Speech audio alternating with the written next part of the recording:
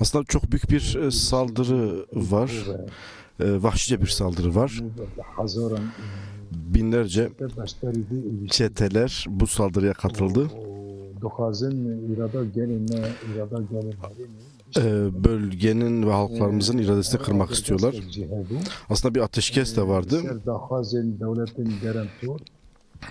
Garantör devletlerin ve dost devletlerin isteği üzerine değerli Mazlum Abdi bunu da açıklamıştı. Bir ateşkes vardı. Buna kaynaklı bizler Hafır'dan ve Meskene'den güçlerimizi geriye çekeceğimiz, eski yerlerimize döneceğimizi söylemiştik. Bu son 3-4 gündür Şeyh Maksud Eşrefiye'deki soykırımdan sonra Hafra saldırıya başlattılar. Amaçları suçlarını Şeyh Maksud'daki yaptıkları bu katliamların üstünü örtmek istediler. Bundan kaynaklanarak Deir Hafra saldırdılar ve birden bu saldırıyı başlattılar. Amerikalı senatörlerin Trump'ın da konuşmasına ve beyanatlarına rağmen bunları dinlemediler. Amerikalı yöneticilerin bu açıklamalarını dinlemeden saldırıları devam ettiler. Jolani'nin kendisi de aslında bir kaide üyesi. 11 Eylül saldırılarını yapan kaide örgütünün üyesi ve şu anda burada iktidar. Afganistan'da toplanan bütün bu güçleri burada topladılar. Aslında düzenli bir ordu ve düzenli bir devlet değil. Bundan kaynaklı bu vahşice saldırıları yapıyorlar. Ağır silahlarla bu saldırıları yapıyorlar. Bu saldırılara destek verenler Kaideli Jolani hükümetinin bu saldırılarını Türk devletinin büyük bir rolü var. Amerika'nın kendisi de aslında bunu söylüyor. Garantörlerin kendileri de bunu dile getiriyorlar. Mazlum Heval onların isteği üzerine bu ateşkesi yaptı. Neden bunlar durdurmuyor? Kim bunları destekliyor? Kim bunları üzerimize sürüyor? Şam hükümetinin Jolani'nin danışmanlığını yapan, Jolani ile danışan bu çete gruplar, DAEŞ'tir, Hamzat gruplardır, Hefse'dir, Cebhet el-Nusra'nın bütün bu gruplar iç içe vahşice saldırılar, ağır silahlarla vahşi saldırılar yapıyorlar. Yaklaşmaya çalışıyorlar. Kase'de bunları engelliyor. Bu saldırılara ne yapmak istiyorlar? Kase'nin bulunduğu bölgelere girmek istiyorlar ve şu ana kadar da bu bölgelere girememişler. Kase'nin bulunduğu yerlere giremiyorlar. Küçük bazı ilçelerde El-Asrat şehrinden Rakka'ya yakın olan bir şehir,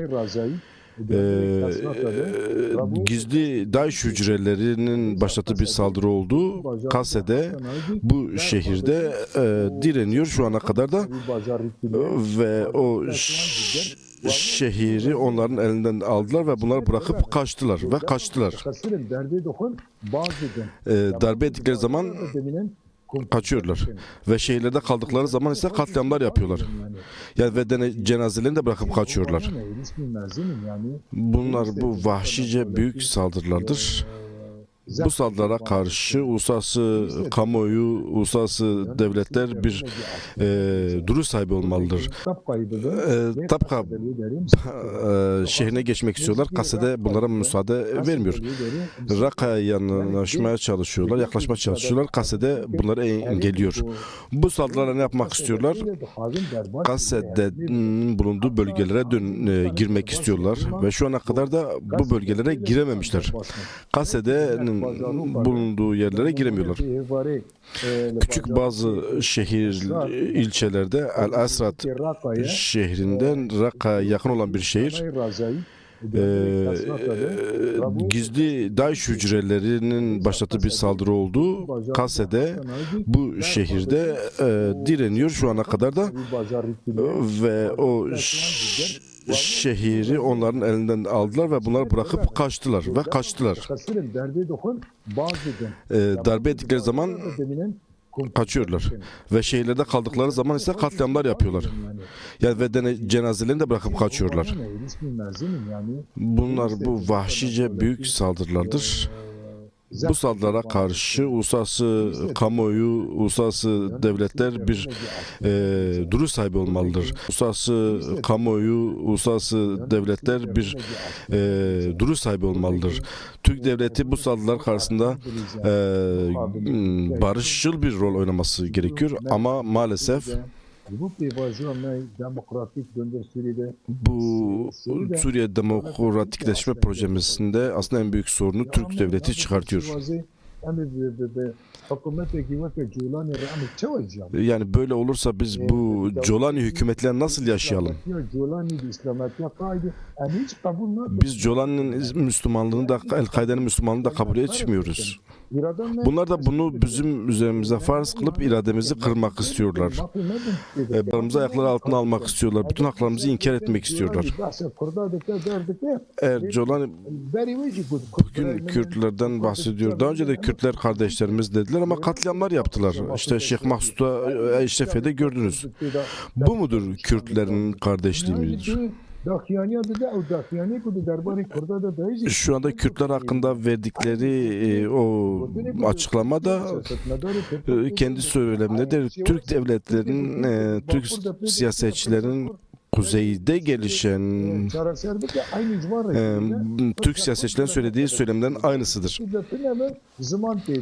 Yani Kürt kelimesi diyor şeyde olmasın, anayasada olmasın ama sadece Kürt lafı geçsin. Yani Almanlar da Fransızlar da bize bir azınlık gibi hakları verdiler, dil hakkı verdiler. Biz azınlık değiliz. Biz esas halkı, Suriye'nin esas halkıyız.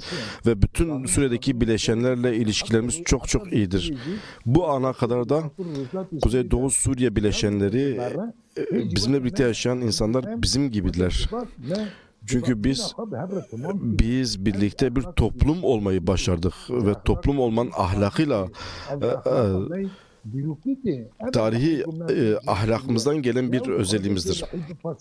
Ama onlar bu ruhu boğmak istiyorlar. Biz korktuğumuz için değil, biz ahlaki zihniyetimizden yola çıkarak aslında buradaki diğer halklarla birlikte ortak yaşıyoruz. Biz içerisinde dayanışma olan, birlik olan bir Suriye istiyoruz. Böyle bir Suriye olmasa ne olacak? Herkes birbirine karşı olacak, parçalanacak. Gerçek bir kardeşlik üzerine, vatansever bir kardeşlik üzerine, temiz bir ahlaki toplum üzerine bir değerlerle bir Suriye'yi inşa edersek Suriye özgürleşecek. Bunu istemiyorlar. Ne yapıyorlar? Saldırıyorlar. Demokrasinin önüne alıyorlar. Barışın önünü kapatıyorlar.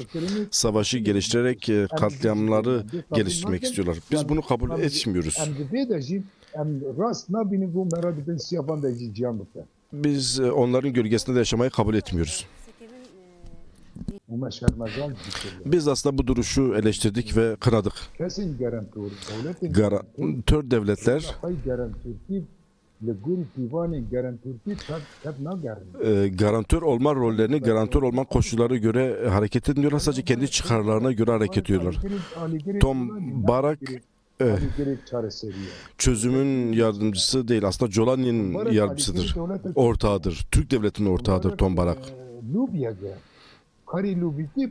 Lobicidir. Lobi çalışmaları yürütüyor. Ticaret yapan biridir. Böyle ticaret yapan bir insan Suriye'deki sorunların çözümünden ne kazanacak? Maalesef böyle hareket etmiyor.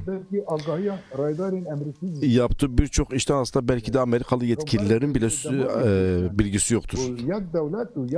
Tom Barak bunu daha önce söylemişti. Tek devlet, tek toplum, tek ordu demişti.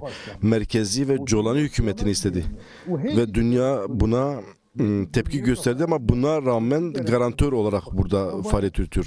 Eğer bir garantör böyle olursa nasıl bir çözüm gelişecek? Gördünüz işte Hevler'de toplantılar yapıyor, görüşmeler yapıyor. Masud Barzani ile Mazlum Abdi ile birlikte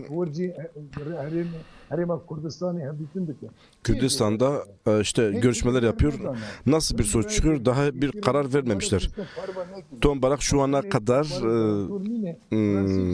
bir basın açıklaması yapmadı. Sadece Tombarak değil aslında, Fransızlar da var, İngilizler de var. Bu da şunu gösteriyor ki Tombarak aslında kendi başına hareket ediyor. Curani korumak istiyor. Ha buyurun, savaş kapımıza geliyor. Biz ne yapalım? Aslında bundan kaynaklı Tombarak aslında hemen Fransa'yı, Amerika'yı, İngiltere'yi bilgilendirmesi gerekiyor. Şu anda burada sürdürülen savaş insanlık suçu işleniyor, büyük suçlar işleniyor, insanlığa karşı suçlar işleniyor. Peki nerede bu garantör devletler? Hiçbir rolleri yok. Eğer bunlar garantörlük rolünü bu üç devlet üzerine aldıkları zaman Türk devleti aslında garantör değil. Türk devleti garantörlüğü bunların elinden almak istiyor. Yapamadığı zaman ise buradaki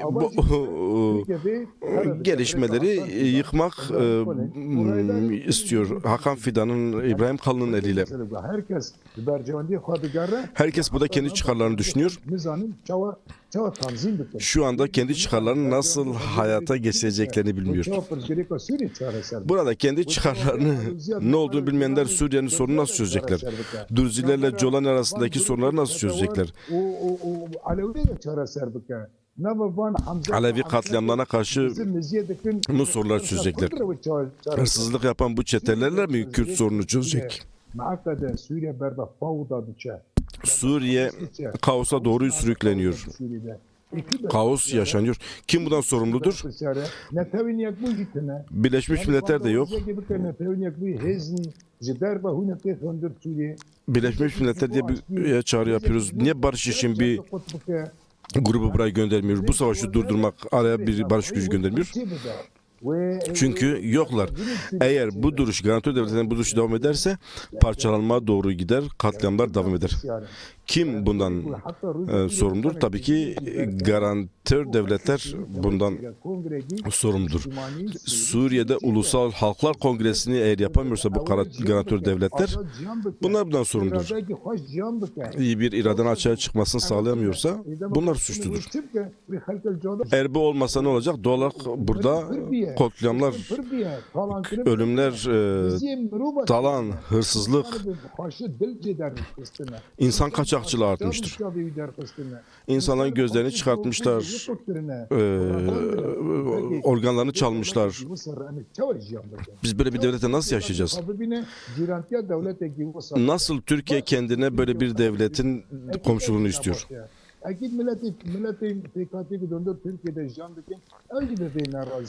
Türkiye içerisinde yaşayan halklar da bundan aslında razı değil. Biz de bunu kabul etmiyoruz. Bundan kaynaklı Birleşmiş Milletler'e büyük bir rol düşüyor. Garantör devletlere ve Türk devletine büyük roller düşüyor. Türkiye devleti kendi bir derin devlet olarak Suriye içerisinde görüyor. İsterlerse yapabilirler, bozabilirler. Türk devletinin rolü burada büyüktür. Türkiye aslında burada barış ve çözüm, diyalog yolunu olmalı.